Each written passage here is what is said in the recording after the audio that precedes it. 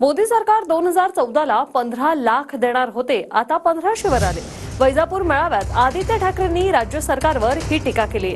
आता जर 1500 सरकार आलं तर 15 रुपयाचा चेक मिळेल। आदित्य ठाकरे यांनी मुख्यमंत्री शिंदेंची मिमिक्री केली आहे। 2014ला 15 लाखाबद्दल बोलत होते, बरोबर ना? प्रत्येकाच्या खात्यात 15 लाख येणार बोलले होते ना, सगळ्यांनी ऐकलं होतं। आता 24ला 10 वर्षात किती बोलताय? शून्य झाले ना गायब।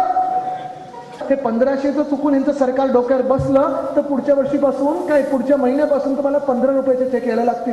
काल पण ते घटना माझे मुख्यमंत्री विचारत चाललेले, पैसे मिळाले का, पैसे मिळाले का, असे विचारतात की सगळ्याच्या लखपती झालेले आहेत, करोडपती झालेत।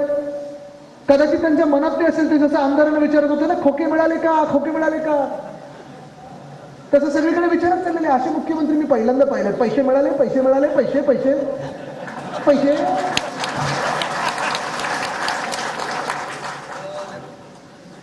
पण एका महिन्याने तिथे हिंमत दाखवली, धाडस केलं आणि सांगितलं की नाही मिळाले, नाही आले।